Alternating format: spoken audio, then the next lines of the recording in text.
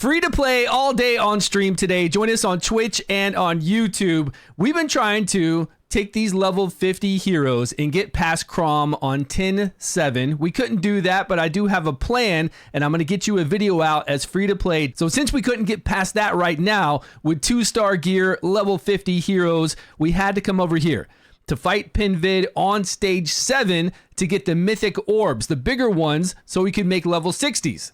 That's going to be the roadblock for free to play. Making level 50s is very easy. All of you guys free to play have level 50s, and you're wondering, what do I do? Story mode, I can't progress past 10-7, and then I need to get these bigger orbs here, these mythic orbs, to be able to level up my heroes further, and I need better gear. What we did was we went over to Dragon, the very first Dragon. We went to stage 4, and these level 50s have 2-star gear. All of them right now have 2-star gear. It's a slow run, but it's an easy and reliable run. We're using Luke, which is an uncommon. He's our main healer. We have Tristan, we have Morgan, and then in this one, I think we just had somebody else in there not even doing an ability. Anybody you want to put in here. So even Tristan at level 50 against a fire unit, because Tristan's taking 25% additional damage, did fine in here. And the whole reason we ran this was to be able to go craft gear.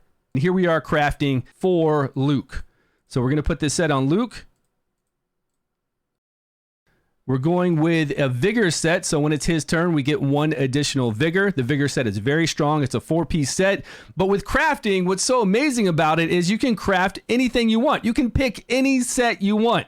We want the swift set, the speed set. We got that. We did a 4-piece speed set, and we put it on Tristan. I had a speed ring to put on him to make him a little bit stronger, because that's what we need for Penveid, for the Boar. Stage 7, we need strength. Of course, we need to be able to survive, but we got to be able to do damage when it gets enraged and starts really tearing us apart. And surprisingly, going from 2-star gear to 3 to 4-star gear, which we see here, this is gear that I used and crafted so that we could put on her, on Kay, to get some more damage. So now we've got an attack set, and then later on I'm going to craft, I think, a crit set.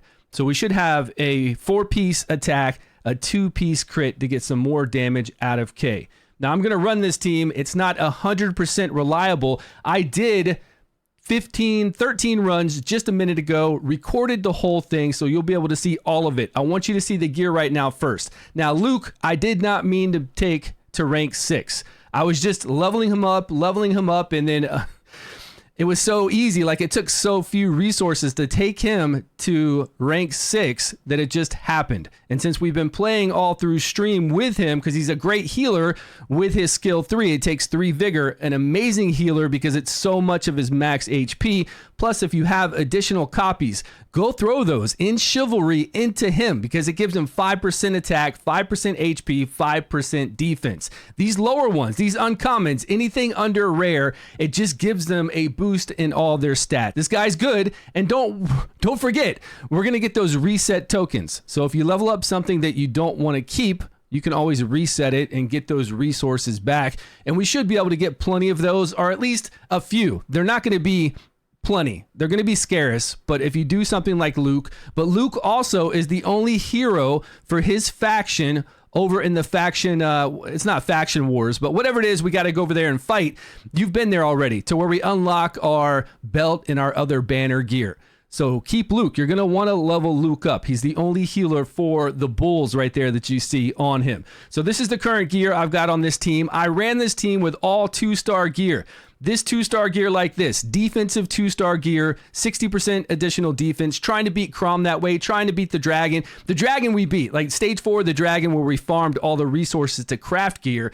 That was no problem. So whatever gear you have, you can go farm the Dragon on stage 4, the first one. And that way you get all that crafting material and you go make the gear you want. It's always 3 to 4-star, rare to legendary. Surprisingly, just changing it to this gear made it happen. So I've got him in a vigor set, so we get additional vigor. Come over here to Kay. I've got her in that crit set along with the attack set.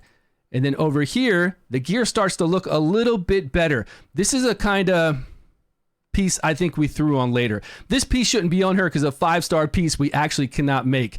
I think we started throwing this on her later, but we wanted to put her in a vigor set there's the vigor set, and here is the accuracy set that we crafted as well. Effect accuracy makes sure that we land our debuff. So we do the turn meter reduction, we do the decrease attack, and the additional damage taken. We make sure she does all the things, the amazing things that Morgan does. And for speed, to get him more damage, more speed, more damage with this guy, with Tristan. Also, speed here is great. And then we wanted an accuracy set on him as well, because we want that slow speed. I'm only using his first ability on the Boar, and I just want that slow speed up all the time. And then outside of that, I'm not a huge fan of Tristan until later on, till we can get a lot of speed, a lot of crit, a lot of attack, and then maybe see if he'll work out. But there are far better legendaries for just damage, but we want him for that multi-hit. We want her for this skill 1 5-hit multi-hit. Trying to use her skill 3 as often as possible to get those debuffs up so we can do additional damage, and I'm using his skill 3 to heal. So skill 3 for Luke, the uncommon, skill 1 right here for Kay, skill 3 for Morgan, and skill 1 for Tristan. And I don't even think you need vigor gear to do that. We've got plenty of vigor here to be able to do 2 people skill 3 and 2 people skill 1. That's not an issue. And we have to take out the tusks.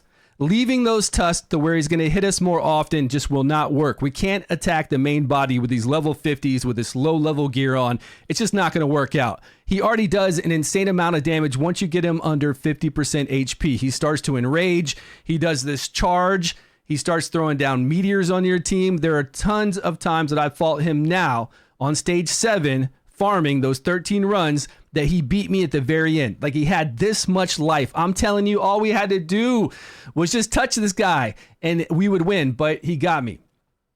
2 of my people would be dead at the very end and we would win. It's a little bit RNG, but we'll get stronger. That's not a problem. At least we can pass it. And once you pass it 1 time, you can queue it up for 3. So we do 1 run, we get 3 times the reward. So it's fine to do it that way. It actually won't take long at all, even if you're failing at like a 20% fail rate. I think I'm probably around a 10 or a 15% fail rate, because again, it really happens at the very end. And this is this is my first pass. This is the first run we did with the new gear. And look here, everybody's pretty low because he's hit us with a big barrage. And I think he's going to kill somebody right there. This nuke, that nuke is insane.